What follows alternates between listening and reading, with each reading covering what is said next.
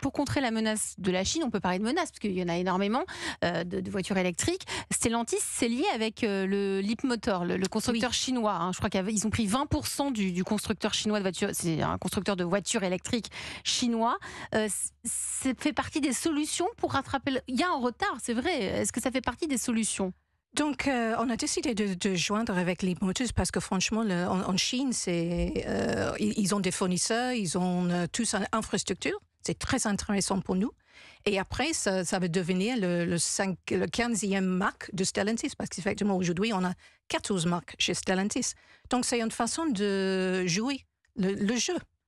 D'entrer surtout dans le jeu. Oui, exactement. D'être dans le game, comme on dit. Hein. C'est-à-dire que ça y est, vous êtes dedans.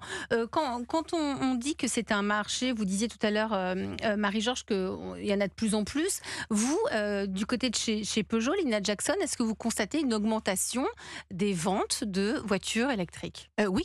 Donc, sur effectivement, un an. Nous sommes en hausse de 34% cette année. 34%. Benjamin? Pour vous donner une idée, on a enregistré en France le mois dernier, au mois d'octobre, près de 150 000 immatriculations de voitures neuves.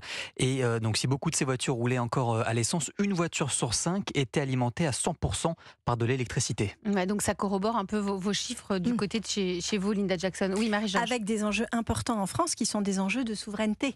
Et de souveraineté pour réduire la dépendance économique aux énergies fossiles, de souveraineté pour contribuer à l'industrialisation. Vous parliez de l'usine de Sochaux, et donc c'est aussi une opportunité de créer de l'emploi en France, avec les usines de production, avec les usines de batteries, les gigafactories de batteries, et aussi pour contribuer à l'expansion des capacités de génération électrique, notamment nucléaire, bas carbone et des énergies renouvelables, parce que c'est quelque chose qu'on ne sait pas forcément, mais aujourd'hui en Europe, la France est le premier exportateur d'électricité.